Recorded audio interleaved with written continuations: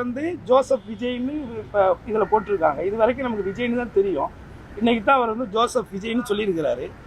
ஆனால் சமீபமாக ஒரு வருடங்களுக்கு முன்னாடி அவருடைய தந்தையார் சந்திரசேகர் இயக்குனர் வந்து தாய் மதத்துக்கு திரும்பிட்டேன்னு சொல்லியிருக்கார்.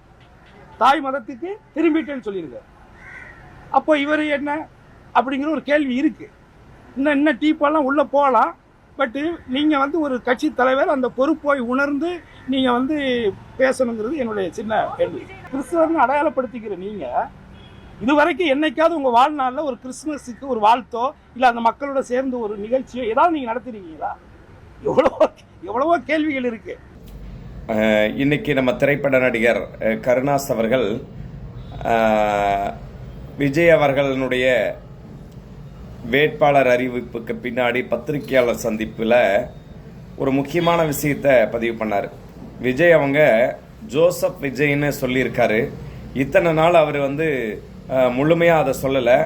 ஆனால் கூட நான் வந்து முழுமையாக நான் இந்து மதத்தை வந்து தாய் மதத்துக்கு திரும்பிட்டேன்னு அவங்க அப்பா சந்திரசேகர் சொல்லியிருக்காரு.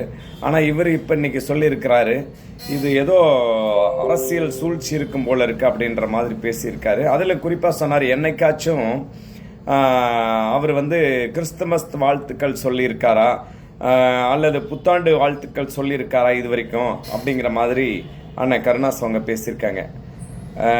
கூடு விட்டு கூடு பாயிற மாதிரி கூட்டணி விட்டு கூட்டணி பாயறதுல, அதுவும் ஒத்த சீட்டுக்கு பாயறதுல கருணாசும் நம்ம தனியரசு அண்ணனும் இவங்கெல்லாம் வந்து பார்த்தீங்கன்னா இவங்களுக்கு கொள்கையும் கிடையாது, கோட்பாடும் கிடையாது, ஒரு புண்ணாக்கும் கிடையாது.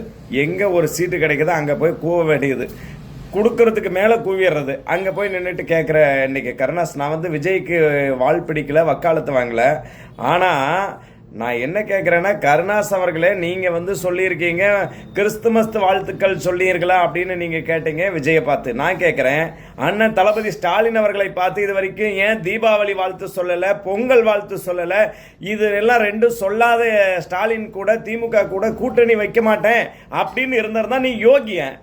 ஆனால் ஒத்த சீட்டுக்கு அறிவாலயத்தில் பிச்சை எடுத்து ஒரு சீட்டு வாங்கிட்டு வந்து வாய்ச்சவடால் விடுறது வந்து, நீங்கள் எங்கே நின்னாலும் டெபாசிட் இந்த தேர்தலில் இழக்கிறது உறுதி.